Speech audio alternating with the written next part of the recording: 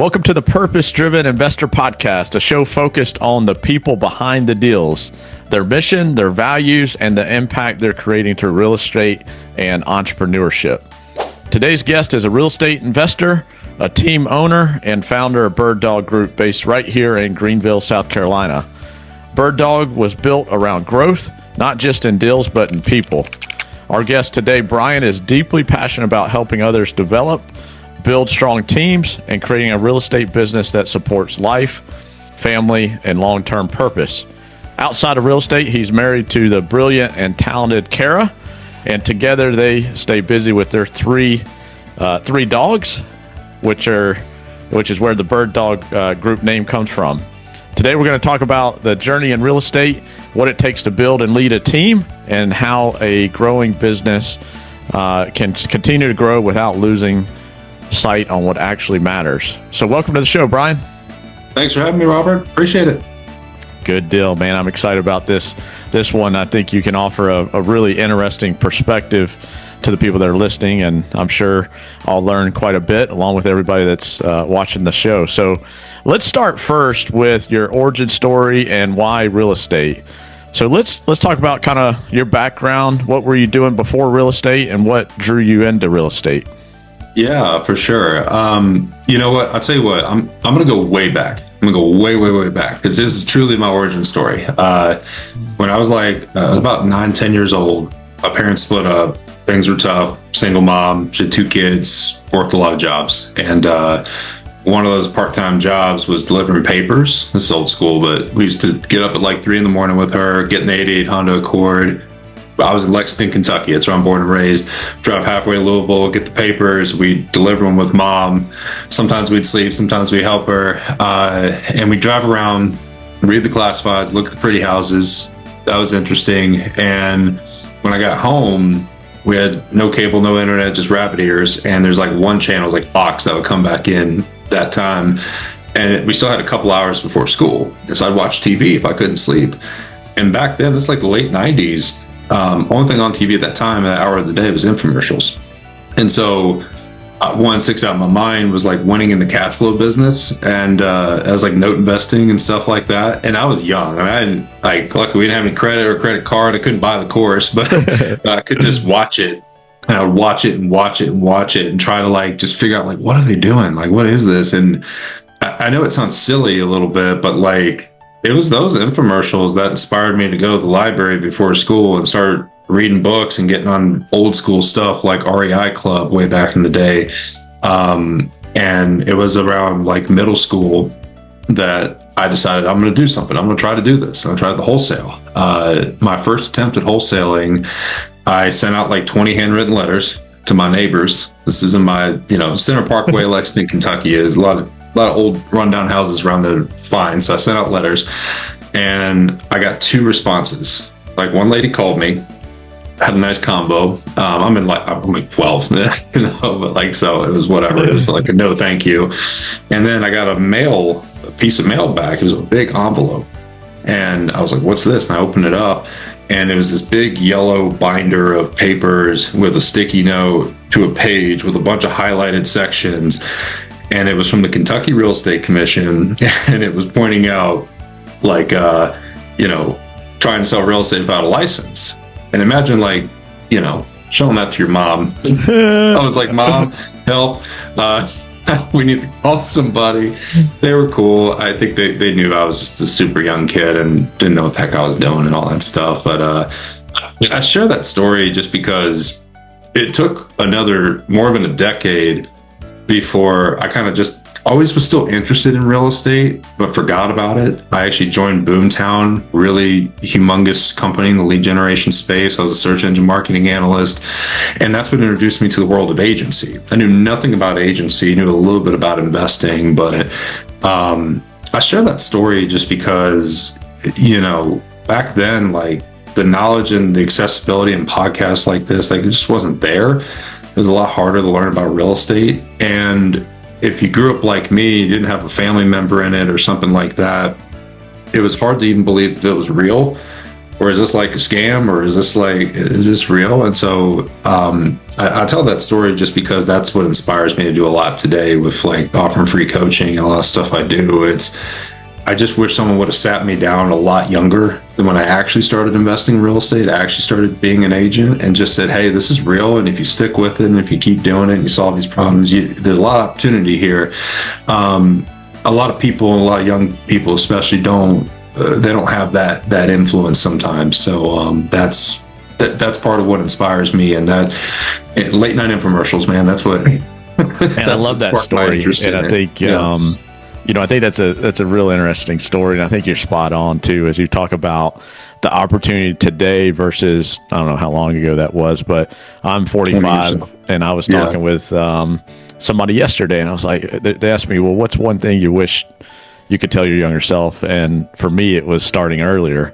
But 20 years ago, let's say if I was in my 20s, early 20s, the access I had to information was so much less than today, right? I mean, still, was there access to information? Sure, there's still people doing it, but today's there's just so much information available to get started, to learn, to talk to people, so on.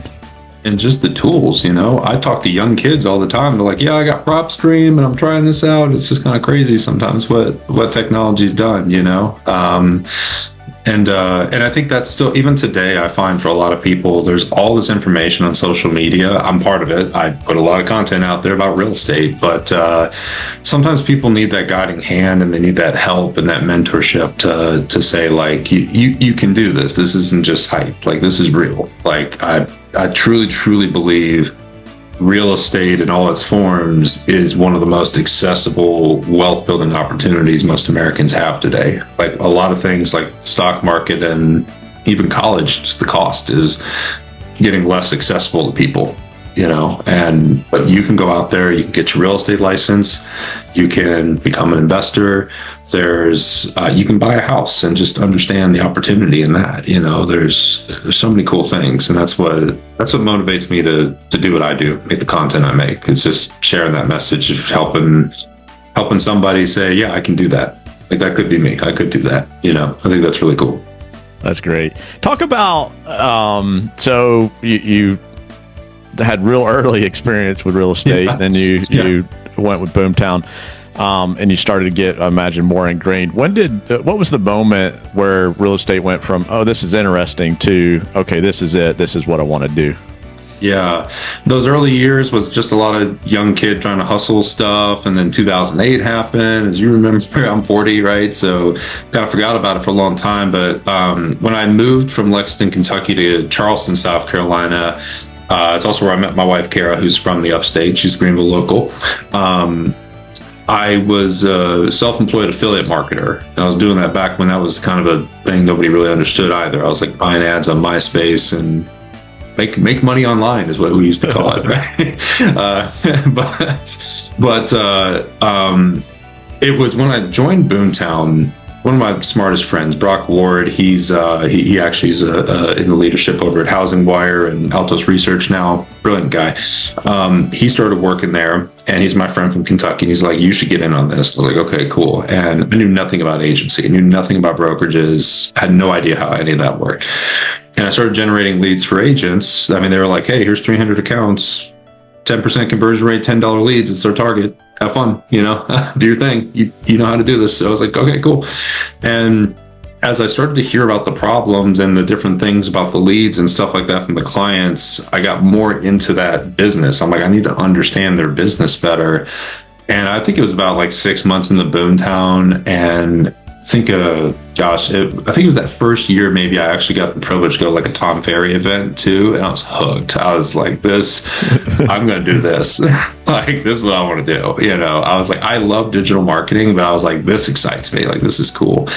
And had that bug for a long time, and I had started my career as an entrepreneur, but just, Boomtown was an incredible company to be a part of. Just such a privilege to be there. I tell people in real estate, like, I cheated. I had a 10-year head start with the best of the best of the best in the industry before I ever got my license.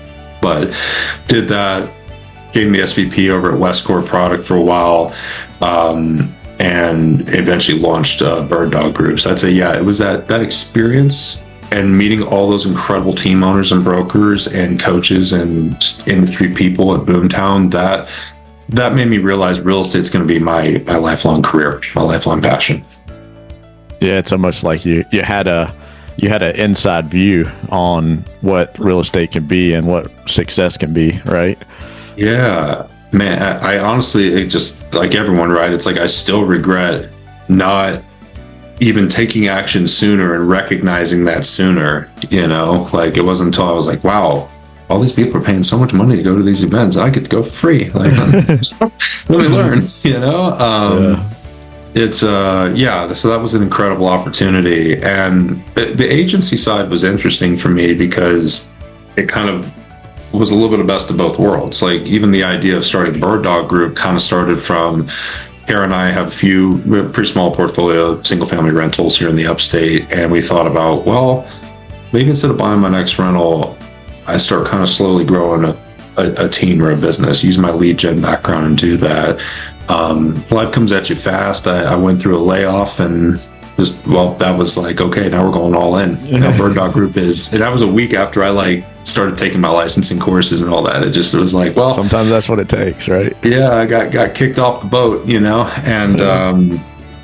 so that's what really kind of propelled me into doing what I'm doing now. And today as a team owner, for me, the focus is just as much on helping my clients be successful as it is helping my team be successful and helping agents be successful. That was the mission at Boomtown. Like, we exist to make real estate agents successful as part of the team that wrote that. And that's kind of a lot of my mission today. Yeah. So let's talk about Bird Dog. What does the name Bird Dog Group mean? I love the name, especially as an investor, right? So tell us about why the name Bird Dog and what does it represent? Yeah. So, Bird Dog Group, real estate term for finding the deals, right? And obviously we have 3 American Britneys. That's hence the dog in my logo. So there's a little bit of that dual inspiration. I think it was actually my wife Kara who came up with the names. I want to make sure I give her the credit for that because I'm pretty sure when we were hashing through names and ideas, like she's the one who came up with that, and I loved it. So that's become the brand. And for me personally, I might be a little different than some agents where team ownership kind of becomes a path to growth and success for many successful agents. For me, it was step one.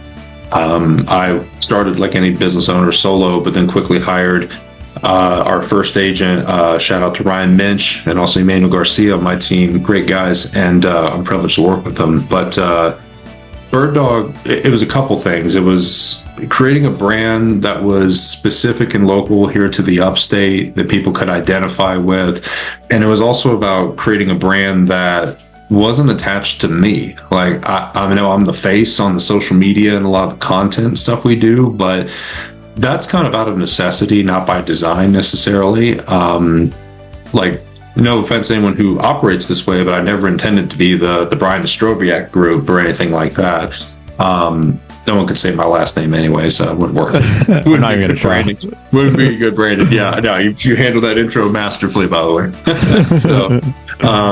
But even that aspect of it was, this isn't about me, it's about we, and it's about the agents on my team becoming the star of the show, and my job is to build a brand they can operate under, give them the coaching and training they need, and just the support to be successful. So part of it is also just making sure that it was something not attached to my personal identity as much, and a brand I can be the owner and founder of and a part of the team. Got it. Okay, that's good. What do y'all focus on today? Is there a specialty that you focus on? Yeah. Well, we really do all types of residential. I mean, everywhere from Anderson, Pickens, Greenville, Spartanburg counties. Those are kind of our core areas we focus on. Residential purchase and sales. But I would say if we had a specialty, we definitely love the investment side of the business. And that's what a lot of people know me for. I make a lot of content about that.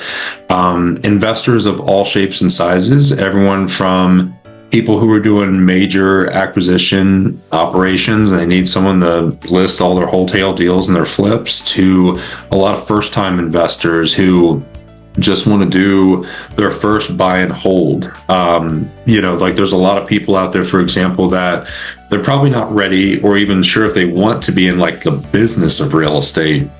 Whole different animal when you start doing direct mail and all this kind of fun stuff. There's a lot of people just say, hey, I have cash to invest. I want exposure to real estate. I want to own and operate a property or a single family rental, short-term rental. And we've helped a lot of clientele in the upstate make that first purchase or just even strategically do things. I've helped several people buy a new house, just represented them as their agent, but that conversation started with helping them realize their primary residence was actually their best opportunity to get a rental on the board. So I've helped several people do that. And it's that kind of strategy and conversation, that's something we like to bring to the table. It's, hey, we're here to help you buy and sell. If you want to buy a luxury property, great. If you want to buy an affordable house, that's great too.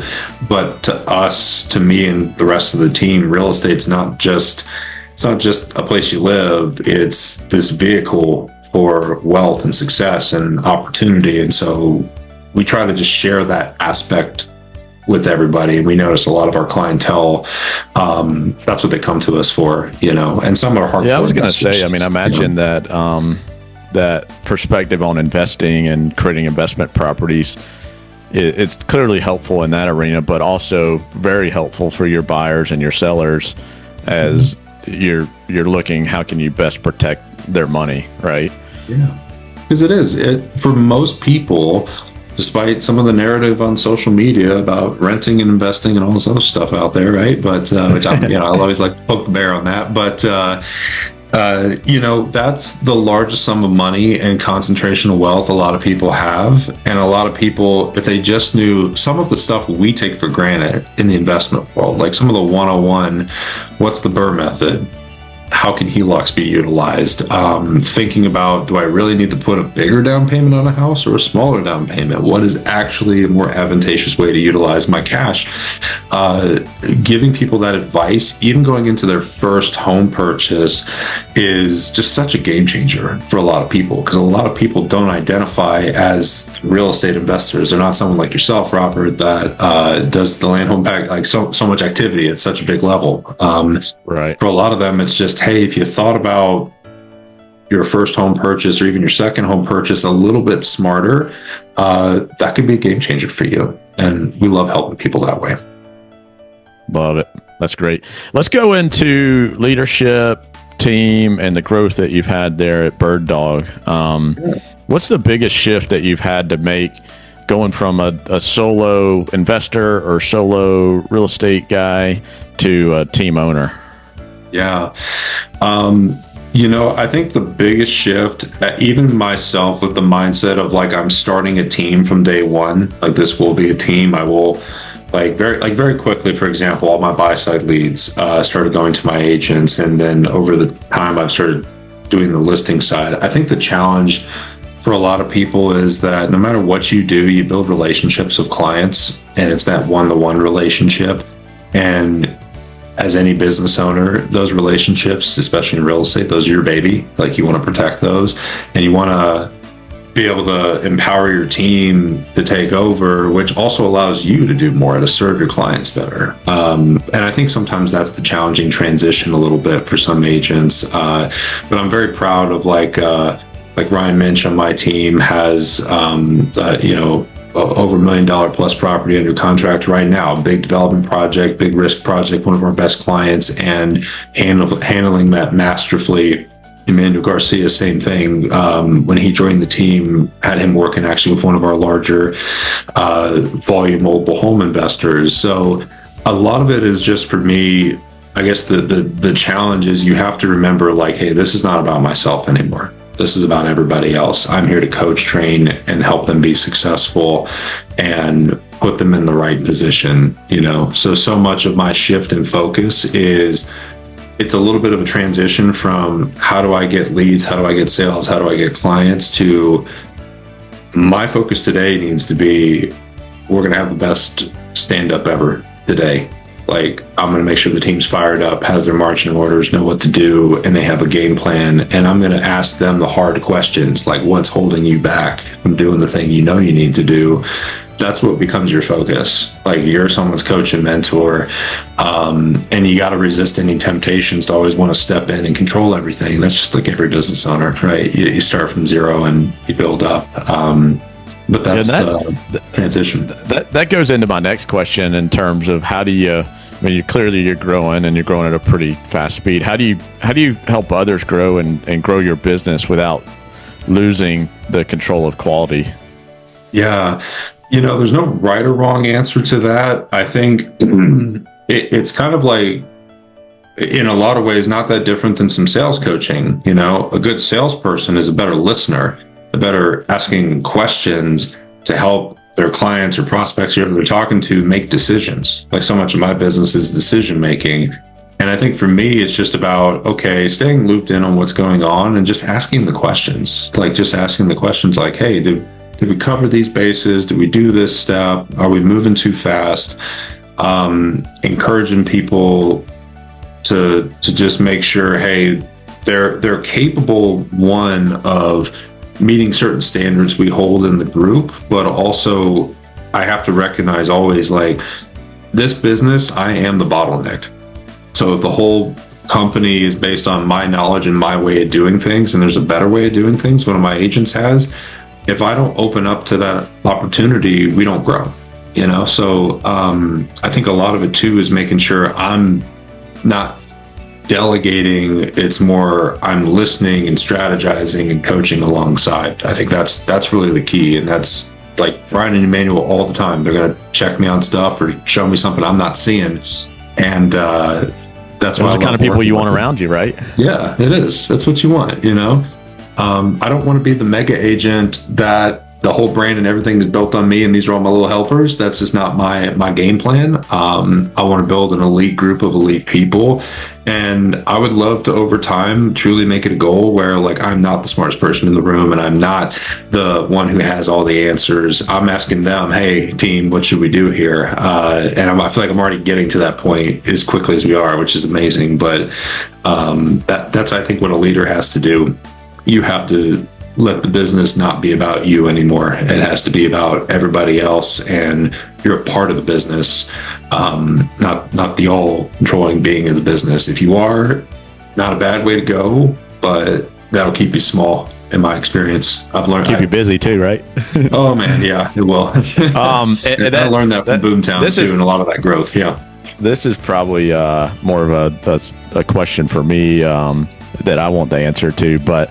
As you grow, obviously you get busier and busier. How do you protect your time as your business is growing? That's a tough one.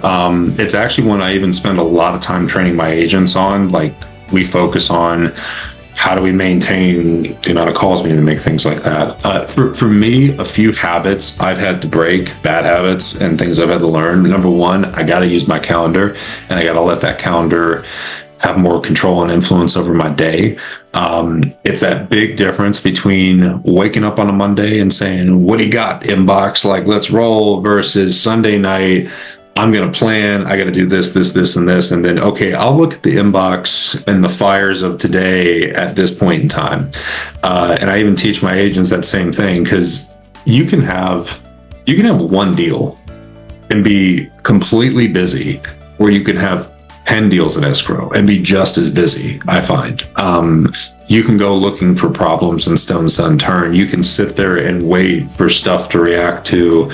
But when you actually use your calendar to plan the most important things you need to do, and you do it in advance, that's a game changer. But it's not the natural habit for me or for a lot of people. Sometimes we're like, I'm gonna wake up and wing it and do the work and hope I get good results today. That's what you gotta resist that temptation. Yeah, takes work, right? And dedication. And just planning. Sometimes a lot of us are, I don't know about you, Robert, but I'm like, I've always been known to be the excited idea guy and all the stuff. And I'm the person who's hard to chain down to the desk and plan and process and put things on the calendar. So like, that's, for me, that's work. Like, that's what feels like work. And I've got to do that work to make sure I can do the stuff I want to do and have fun and make content and all that kind of stuff. That's awesome. All right, let's move over to purpose, life, balance. We talked a little bit about balance already with time, but you're pretty open about being family oriented. Talk about how that's shaped your goals and where you want to go. Yeah, one of the tough things about Bird Dog Group, we talked about this earlier, right? Like the regret every investor, business person has is, I wish I would have started earlier, right? I wish I would have done more. And the battle we wage against life and time every day is, do I grind now to get more success later? Or do I enjoy some of the moments and the time? And where do you find the balance between all that? For me, I think the lessons I've learned, like when I first started as an affiliate marketer, for example, in my early 20s, right after I graduated college, I was in grind mode. I worked insane hours, but I really reached a point of burnout. This was, again, I was working from home. I was in a new city. I got kind of just completely burnt out to a point. And one of the big changes I made was, I'm going to just work. I forget what book I read or something like that, one of those things. And I was like, okay, I'm going to limit my hours to 10 to 2 these days. And those are the hours I get to work. Everything else, I'm just going to go have fun or go for a run on the beach or whatever. And I found that I got just as much done in like those 4 hours as I did working like the 12, 14-hour days. True. And you're always like, yeah, I'm such a grinder. I'm such a badass and all that stuff. But you realize, most of the time I was just staring at numbers and hitting refresh and seeing if the numbers change, or, it's like you weren't really doing the work. So I think that's maybe one message for some folks listening. You probably have more time than you realize. It's just about you utilizing it smartly. And for those who have more responsibilities or have kids or people to take care of, parents to take care of, anything like that, end of the day, it's one of those things like, okay, this year I took my mom and brother and Kara to the Grand Cayman for a family vacation. And that was really, really fun for me. My mom is a beach person and she never left the country before. And I did that because, I'd been saying to myself for like 20 years, yeah, I'm going to be successful. I'm going to take care of my mom and do these things. And I kind of looked back and realized I was like, I've been so focused on working, I never actually did some of those things I wanted to do. Like, could run out of time. And that kind of shook me. We had some family health scares. My father-in-law had a major cancer scare, and then my mom's sister passed away, and a couple of those things happened last year, and that kind of woke me up a little bit, just to say, I'm going to build this business. I can build the business, and I can have the time with my family, and I can enjoy the ski trips with my wife, Kara, and I can force myself to do those. And again, the calendar, that's the tool. My wife is one of those awesome people who always has a trip or a plan booked 6 months in advance. She's the opposite of me. So I just started kind of deciding to be like, I'm going to say yes to some of these things because I was so used to saying no. And it's so contrary to all the business stuff you hear. You got to say no to everything and shut everybody out. It's a little contrary to popular belief these days. But I found by saying yes and just saying I can do this and this, it just forced me to find a better way. Just like the compressing my work hours thing, it forced me to work a lot smarter, a lot more efficiently. So when you put those family trips on the board, when you say I'm going to spend these hours with my kids every day, you find a way. I'm always like Ryan and Emmanuel, my team, both have lots of kids, and I am so in awe of how they do what they do and have their families and manage all those things at the same time. And I think that's just the moral of the story, I guess, is that sometimes when you have to, you just find a way. And I think that's what a lot of business owners have to do at some point. We have to decide what's the most important thing to us. And if we want to have it all, if we want to have both, you just kind of have to force the issue. There's just no other way to do it. Because if you say, I'll do this when I reach this milestone, we all know how it goes. No matter how big you are, like the milestone gets bigger and further away. Like if you're a driven person, you kind of do that to yourself. You just push the boulder further uphill. And so that's the balance for me that I've been trying to find, is building Bird Dog Group as quickly as I can, but making sure some of those moments and things that I know I'll regret if I don't take advantage of, like if I'm doing that right now. So that being said, how do you define success outside of real estate? Oh, that's a good question. I used to want to have a certain amount of money and a certain amount of stuff. And I think like a lot of people, it's same old story. You get older and older and you realize like the things that are really important are the relationships you have and the life you want to live, So like I'm proud to say like I'm extremely successful right now. I'm nowhere near where I want to be in some of my real estate goals. I got a long way to go, but I've got a great marriage and a great family and great people around me, and I think that has become to me a better measure of success, and that's just really helped me a ton. To me that's success. That's awesome. All right, let's move into some actionable insights here. Last section before we go into the rapid fire. What advice would you give to someone trying to break into real estate today? Yeah. P.S. Quick little plug. I do offer free coaching for agents in the upstate. So if you literally want some one-on-one advice, book a call with me. You can. No gimmicks, no nothing. I just do it. It helps me and it helps everyone else. 9 out of 10 agents I talk to who are brand new in the business or new investors, kind of the same thing. A lot of times they're just ignoring what is actually the obvious solution to their problem. What I love about this business is it's stupid simple. I was doing technology and building crazy tools. That stuff was hard and complicated. This is actually pretty simple. I have lots of conversations.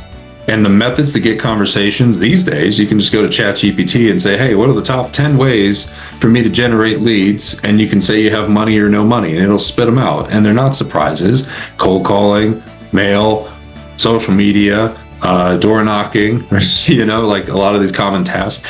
And what I think an agent has to do is say, now that I know what the task is and what the probabilities of success, I'm really big on preaching about probability. It's not just a numbers game. You got to know the odds of success. When you understand that, you can keep moving forward. But once you decide on the activity that works for you, like don't pursue an activity just because so-and-so, there's a million and one in both sides, the agency world and the investing world, where it's like, oh, I spent no money on ads and used this one weird tip and got 20 deals. Like there's all these things out there, but 9 times out of 10, the most scalable things in real estate, pretty simple.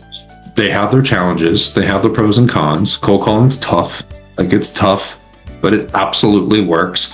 Social media is tough. So you have to do what I do. You have to be committed to doing a video like every single day without expecting a result. I probably didn't get a lead until I did like 200 videos or something like that. I've got over 800 on my channel now. Listen, that's some focus right there. Yeah, but that was the difference. I think that was the big benefit to me starting Bird Dog Group at almost 40 versus my first ventures as an entrepreneur in my 20s. In my 20s, I would have tried it and gave up really quickly. When I started the Instagram channel for Bird Dog Group, I said, I'm going to do videos until I have 1,000 videos. And I'm not going to stop until then. And that will be when I make a judgment call. Like after 1,000 videos, and I haven't even hit that yet, that's when I'll decide if I want to keep doing this or something else. And that's kind of the mentality I try to train people to build themselves around is instead of doing things hoping it will work, do the amount of volume of activity where you're like, how could this possibly not work? That's about the right level of activity. And it's a lot. It's way more than people expect. There's a lot, man. I saw a video. Actually, I was watching a video yesterday. Dan Martell, do you follow him? Yeah, I'm familiar with Dan. Yeah. And one of his videos was like, dude, I think it was him. It might have been somebody else, but it was like, film yourself 3 times a day for 30 days. And at the end of that 30 days, you won't recognize your life at that point. It'll be completely different. You'll learn a lot of things about yourself that you didn't know. You'll learn about your fears. You'll learn about what you love, what you don't love. And the result will be, you're a changed person, which would be cool. It is. Putting yourself out there on camera, it's hard, I cheat. I've been doing this for 20 years. I was doing this stuff for Boomtown. I had a website way back in the day. I was doing YouTube content when YouTube was like new. It was automotive content. I should have stuck with it. You should have been Mr. Beast, right?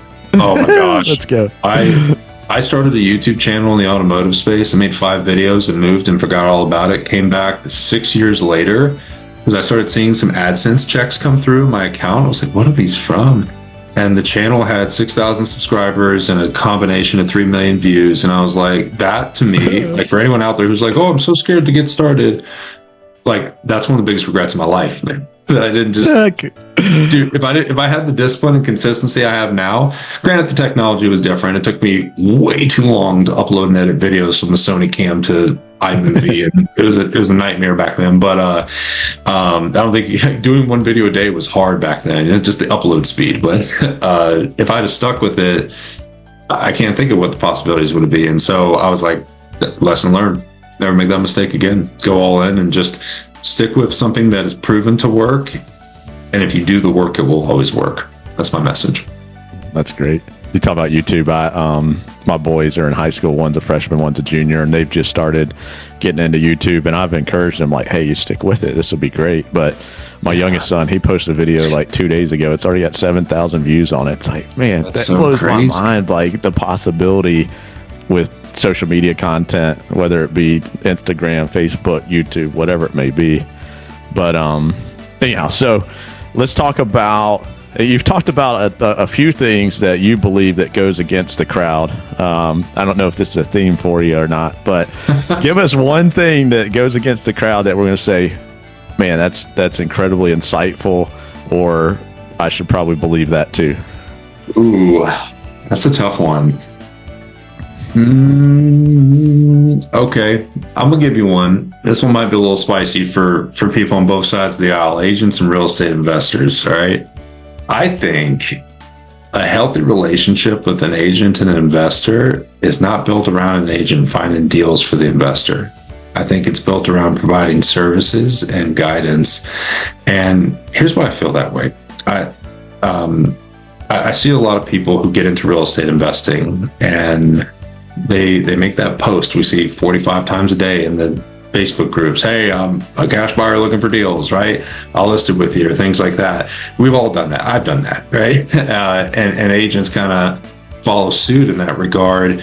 But what often happens, a lot of times those relationships aren't very sustainable. They're not scalable. They can't grow because the agent will ultimately realize, I'm trying to find what the investor really wants, which are these off-market deals, right? These off-market, not just off-market profitable deals, but like the certain type. We can use the leverage we all want to use, right? And that's the margins on that. When you look inside the hood of a big investment shop, yeah, it's $2,000 to $5,000 cost per customer in a lot of cases. And going after that can be really difficult for agents. And so sometimes what I just see in a nutshell is, and I fell into that trap a little bit too, like agents trying to provide something for investors that they really struggle to provide with consistency, and a lot of investors working with agents in a way that doesn't really foster a good vendor relationship over time. And so one big change we made in our business was, yes, like, hey, we come across deals, we send deals to our clients, that's part of it, but it's more about when you have a purchase and you need our help, we're your guide. We're here. If you don't need me, awesome, go buy it. I won't be sad. There will be no why didn't you use me conversation here. I think that's a ridiculous thing for real estate agents to say, why didn't you use me? Because I didn't need you, or because you weren't the right fit. That's it. That's why it happened. So when we had that realization in our business, that actually unlocked a lot of growth and a lot of better relationships with our investors. It allowed us to say, hey, we're your listing partner, we're your guidance partner for acquisition, we're your guide for any advice you need, or just your execution if all you need is someone to get it on the market and do a good job for you. It's not about you have to use me for relationships. And I think I'm not, even though the name is Bird Dog, it's like that's not necessarily the core value we provide to a lot of our investors. Once we understood that, the relationships with the investors grew. We help them be successful. We get to grow with them. And that's a great investor partner vendor relationship. I think that works for a lot of shops and investors who scale up things a little bit. Not sure if that's the most controversial take. I think that's a good, I think that's an interesting perspective for sure. And one that, I can see where you're coming from, right? I mean, it's me as an investor. Yeah, I'd love for you and 20 more agents to bring me deals every single day, right? It would save me money, it would save me time, headache, and so on. But I think your point of, hey, that's not a scalable relationship. It's not a predictable relationship, right? I think is a fair point, because I could come to you and say, hey, I want to have XYZ and I need it in Easley, South Carolina. I need it in Greenville, but not I need it in all of Greenville. I need it in this specific area of Greenville, right? Which makes a very difficult search and an expensive search, probably. Well, and that's actually why we started our acquisition group, actually under the guidance of Brandon Brittingham, one of my coaches, Upstate Property Solvers, and that allows us to actually go out and generate the type of deals and leads a lot of our investor clients are also looking for, and do it in a more sustainable way. So that was a driver behind that. But yeah, I think really just for any agents out there who might be listening to this and thinking, how do I work with investors? I want to do more with them. Just remember, there's a great value you can add in execution. Plenty of investors, and I've been that investor, want to DIY everything, want to do it all themselves. Great. That's fine. That's not necessarily the target customer. There's a lot of investors though, and I find it's like the most seasoned ones who they still need the help. They still need the guidance. They still need the person to help rerun their numbers and do all the different things out there. That's the value agents can provide. And I think on the flip side, as an investor, my first investment properties all came from great agents. Shout out Tim Sturr here in Greenville. Helped me locate some awesome properties. So I think there's just different ways to think about that relationship. I find sometimes agents and investors have an almost anti-relationship, and I think that agents can be a great vendor and asset to an investor, and vice versa. How about the right agent? Yeah. All right. Let's go into the rapid fire. All right. And then we'll close up here. So let's start with the show here is called The Purpose-Driven Investor. So tell us about what purpose-driven investing means to you. Yeah. My purpose, helping people build wealth and success through real estate. That's what it means to me. I mean, that can mean helping an agent be really successful on my team or through coaching. And that can also mean helping a client buy their first investment property. I truly believe that, like I said before, real estate is such an amazing opportunity to do so many things for so many people. And that's my purpose. My purpose is to get up every day and preach that and help people see the opportunity and guide them, even if it's not through my business, by the way. That's not the most important thing to me. If someone goes out there and says, yeah, I'm going to do this just because they watch one of my videos, that makes it all worth it. That's my purpose. Awesome. Biggest lesson real estate has taught you? To be humble, especially if you want to be a great agent. You got to swallow your pride. You got to put that stuff to the side, and you got to remember, I'm here to help people make decisions. I'm not here to tell them what to do. I'm not here to make them buy into my advice or guidance. I'm here to listen. And that's been a great lesson I think real estate has taught me. It's taught me to be a much more humble person and put my ego away. One habit that's made the biggest difference? Consistency. That's the one, man. You do anything with great consistency, you get great results. That's it. If I could go back in time and tell my younger self anything, it would be, you're trying so many things. Consistently stick with something, anything you're doing, and you're going to be great and successful. I believe that. I tell people all the time, it's just show up. Just show up every day. And if you show up every day, be consistent. Yeah. All right. What's one mistake you're glad you made? Ooh. Rapid fire. I'm a little stuck on this one. Overspending on a renovation project on one of our first gut job renos Kara and I did. I'm glad I made that mistake because it taught me a few things. It taught me when you have a long-term view in real estate, things work out better, right? We recovered from some mistakes we made in our first rehab, things like that. But I think it also taught me not to deny what's in front of you. a problem a lot of real estate investors run into is they crunch the numbers, but then they crunch them and crunch them and crunch them and crunch them until they start to somehow magically work a little bit better than they should. And oftentimes it's because you're denying the truth. You're trying to come up with the offer you think the seller will accept, not the offer you need to make, right?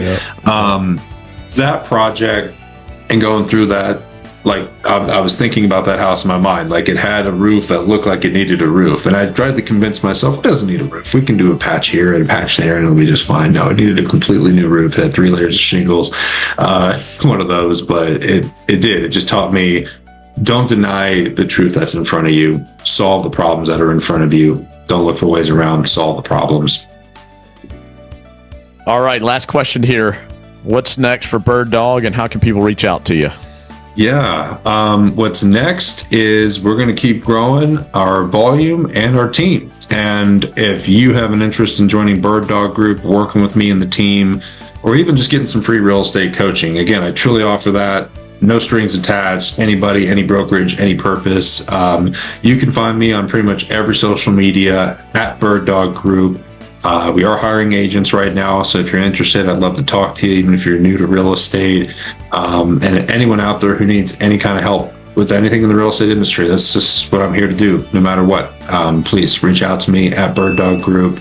That's the best way to get in touch with me. Instagram, LinkedIn, TikTok, YouTube, pretty much everything at Bird Dog Group. All right. Well, Brian, I really appreciate you joining, sharing your perspective. I enjoyed it. I learned a lot. I'm sure everyone listening is going to learn a lot too. Thank you so much. It's been an absolute pleasure, and I'm just honored you asked me to be on the show, Robert. Thank you very much. All right. Well, everyone, thanks for listening. Appreciate you joining, and encourage you to continue to build wealth with intention and with purpose, and join us on the next episode of the Purpose Driven Investor. Have a great day.